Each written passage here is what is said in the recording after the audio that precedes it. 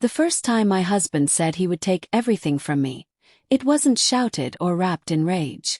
It was whispered, calm, precise, deadly. The courtroom smelled faintly of old wood and paper, and as he leaned closer, his lips barely moved. "I'll take everything from you," he said, eyes cold, almost amused. "Your house, name, your dignity." In that moment, I realized something far worse than hatred lived inside him. Certainty. I stood there in my faded navy dress, hands trembling, while he sat confident beside his expensive lawyer, wearing the same watch I had gifted him on our 10th anniversary. The irony tasted bitter. That watch ticked loudly in my mind, counting down to the end of the life I thought I knew. My name is Elena. For 15 years, I had been a wife who believed loyalty could soften cruelty and silence could preserve peace. I had built my world carefully, brick by brick, with late nights, burnt dinners, sacrificed dreams, and quiet compromises. I gave up a promotion because he said a good wife didn't come home after dark.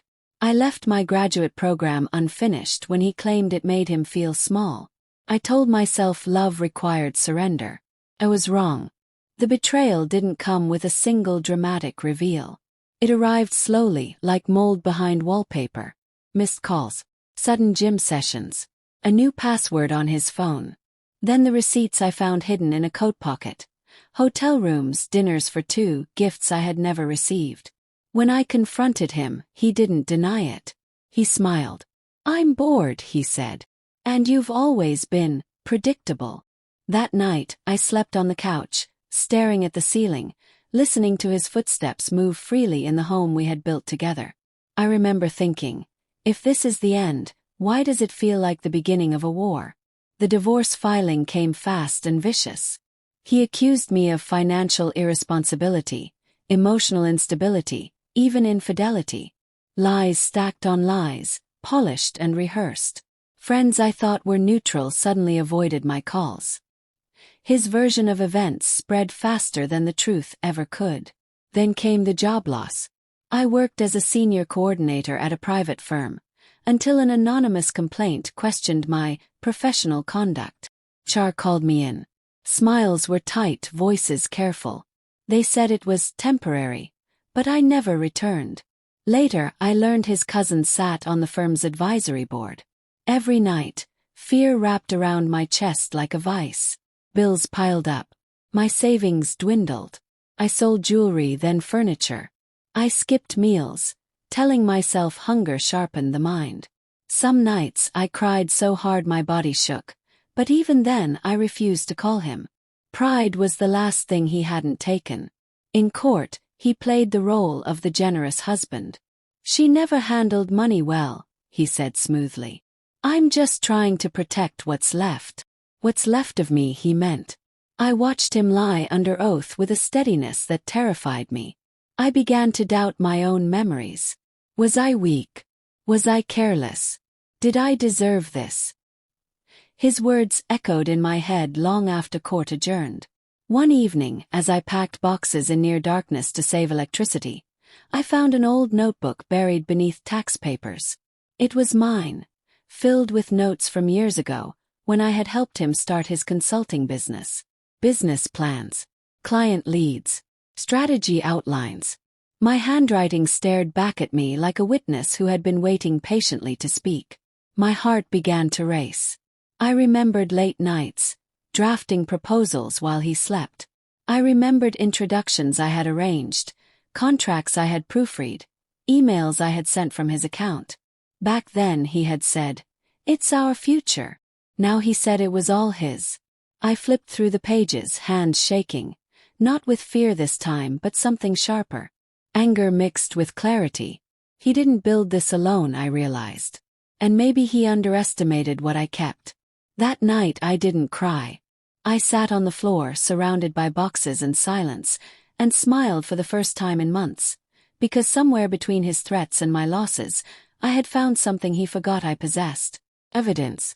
The message glowed on my cracked phone screen like a warning flare. "You should stop digging." I didn't reply. I didn't delete it either.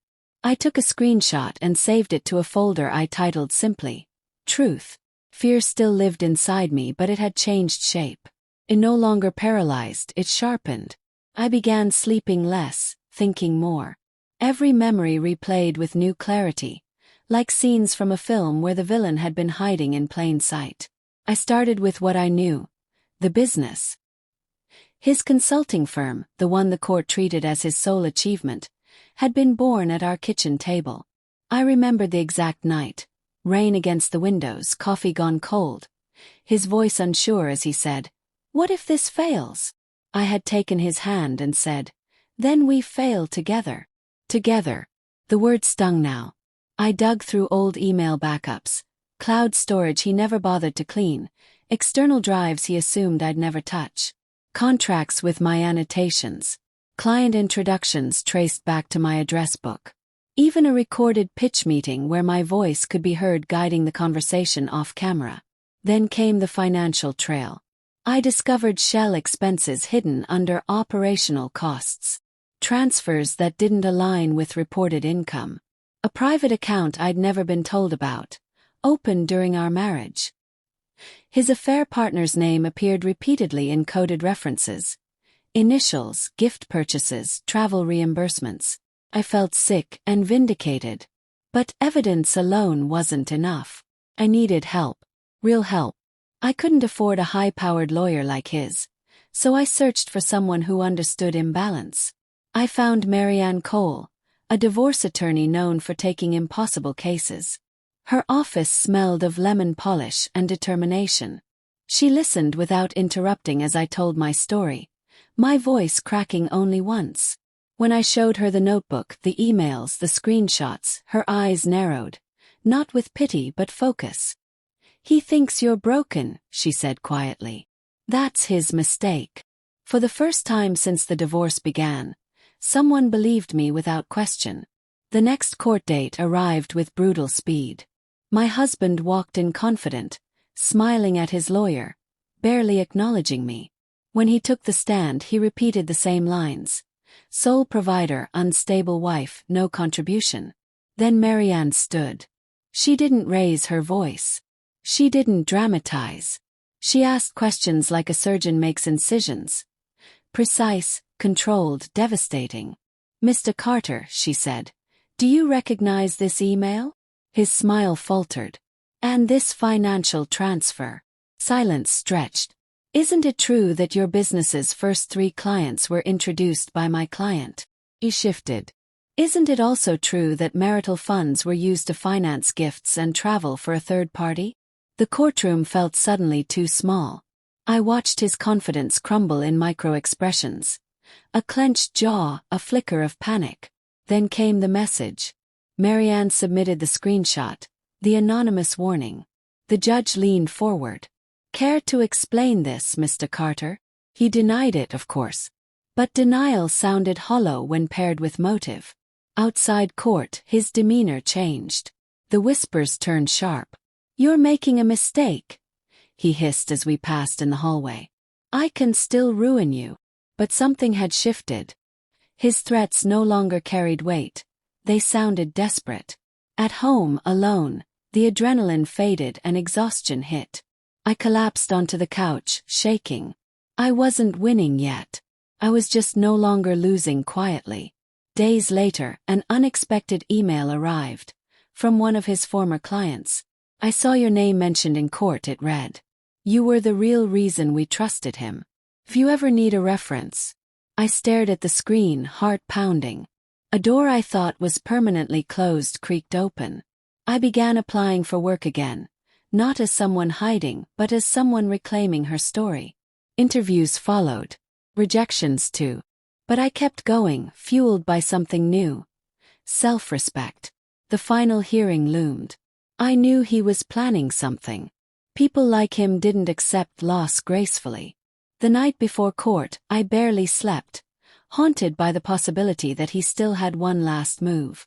Then my phone rang. It was Marianne. "We just received new financial disclosures," she said slowly. "And Elena, he didn't just hide money." My breath caught. What did he do? He paused. "He committed fraud." The courtroom was silent in a way that felt unnatural, like the pause before a storm finally breaks.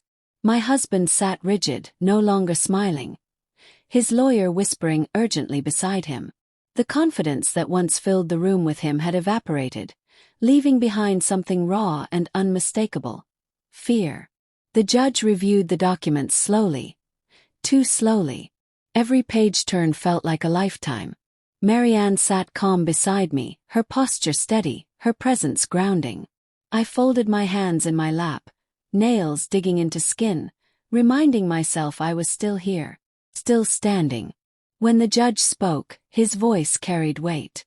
"These proceedings have uncovered significant financial misrepresentation," he said, "including undisclosed accounts and misuse of marital assets."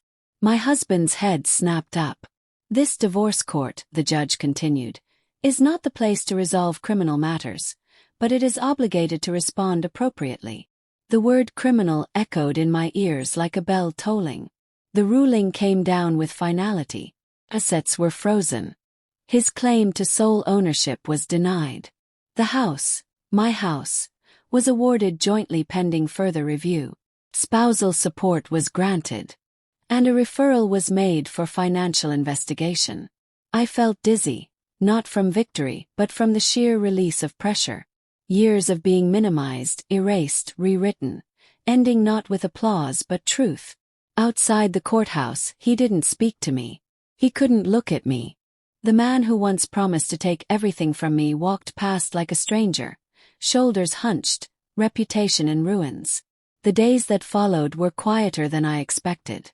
No dramatic music, no sudden happiness, just space, room to breathe, to grieve, to rebuild. The investigation moved forward without me at the center. I focused on what I could control. I accepted a consulting role, temporary at first, then permanent. I moved into a smaller apartment filled with light and second-hand furniture. It wasn't grand, but it was mine. Some nights, memories still crept in. The good moments hurt the most, the laughter, the dreams, the illusion. But they no longer define me. One evening, months later, I ran into him unexpectedly at a grocery store. He looked older, smaller. Our eyes met briefly. He opened his mouth as if to speak, then closed it again. I nodded once and walked past. I didn't feel triumph, felt closure. I learned something through all of this, something no court could grant or revoke. Power doesn't always come from winning. Sometimes it comes from refusing to disappear when someone else tries to erase you. He said he would take everything from me. What he didn't realize was that I had already found the one thing he could never touch: myself.